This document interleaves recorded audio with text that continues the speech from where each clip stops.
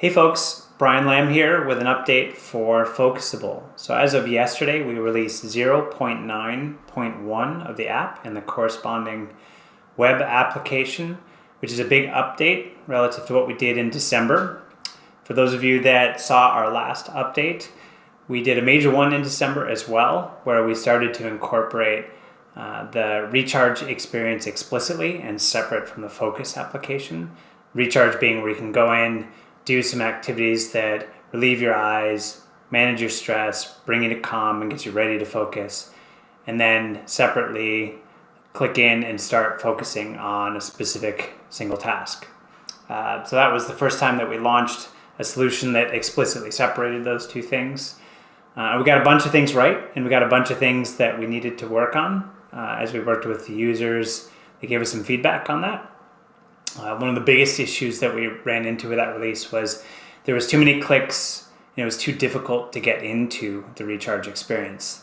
Recharge is supposed to be a couple of minute break, something you can insert between meetings, between tasks during the day. I do a couple of them a day. I do one typically early afternoon, definitely one at the end of the day before I join my family. I also do one sometimes before I start work again in the evenings if I'm doing some work. And it helps me either get ready to focus or calm down after a stressful day, one of the two cases. And so getting into that was too difficult. And so what we did in this release is we stripped back all the steps to get into recharge. So what you're seeing here on the screen on the left is actually what the app looks like the second you log in. You land on a tab called the Start tab, and you're defaulted to recharge. And within one button click, you can choose from 6 of the activities that we had before and one more.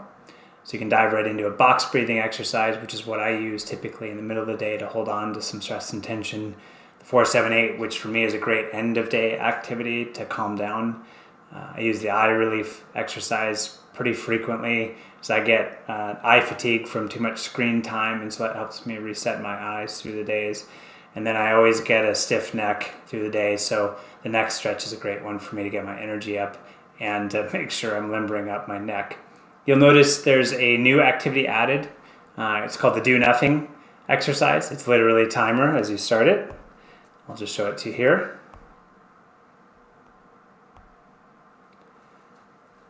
What it does is just starts counting up. One of the best ways actually to recenter yourself from overstimulation, whether it's social media or work or school, is actually just to take a break and force yourself to take 5 or 10 minutes doing nothing. This activity is aimed to help you put a little pressure on yourself to do that if you're up for that. So it just literally starts counting the time that you see.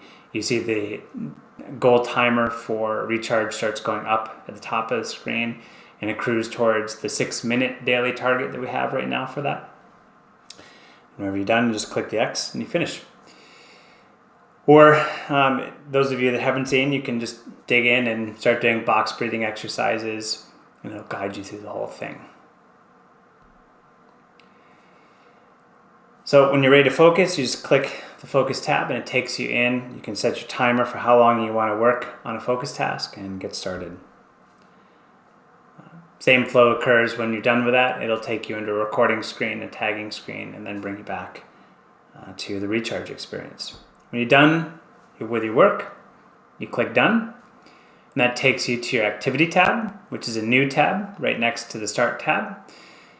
And there you'll see your recent activities. So you can see the focus work that I just did, or you can see some of the recharging activities that I did before that.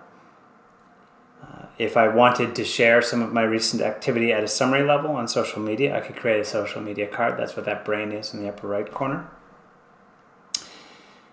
And then we'll get to the second point, which is a major point of feedback in the last release, which was it was too hard to get into groups and see what people were doing. So what we did is we created one page where you can go to and see all of the activity from all of your groups at once. We removed 2 or 3 clicks to get into your groups that was previously there. And it just gives you a summary view of all the activity of everybody that you're in a group with is undertaking. We added some quick summary stats there at the top. For recharge, it's telling me that 8 of the people in the groups I participate in out of 35 did some sort of recharge activity in the last 24 hours. On the focus side, you can see 1 of 35 did something in the last 24 hours there. If I wanted to inspect a group, I just click this little filter at the top. Allows me to pick a subgroup from within that, and it only displays the participants from that subgroup. What's cool about this interface is it's really easy to go through and encourage people and boost them, which will send them a notification. Just like I have gotten boosts here, they'll receive boosts there and get encouragement for the work they're doing to help make themselves focusable. So that's the gist of the release that we just put out yesterday. We also have one coming early next week, which is an exciting one. So if you've used our activities, you know that they're great for use in noisy environments where you don't want to attract attention. So it could be a classroom, the office, maybe even the airport, which is a place that I use them quite a bit.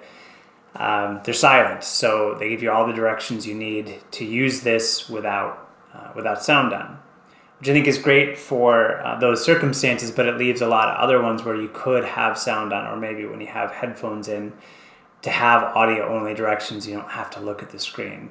For me, that becomes an issue because I get the eye fatigue from screen time too much anyway, and so moving to audio directions would give me a way to look away from the screen as I recharge. And so we've actually redone all of our exercises to be with audio and have a bunch of improved graphics. That's all coming next Monday. And so you'll be able to use those activities with or without audio directions. It's really fun. I've already done a bunch of them. The second one is we have 2 new activities, which will bring us to a total of 9 here that you'll be able to try. One of them is a slightly more kid-appropriate breathing exercise called the 5-finger breathing exercise. That's something that'll come. And there's another new eye relief exercise that's coming to the platform as well. Actually, in statistics, we've seen some of the most popular exercises tend to be the eye relief exercises. I think quite a few people are struggling with eye strain on screens, and that's something that they find value in pretty quickly. So we're going to keep adding more of those eye relief exercises. There'll be some more updates to come in February, but I'll cover those in the next update. That summarizes, I think, where we're at as of today and what's coming next week. Thanks for paying attention this long, and we'll talk next time.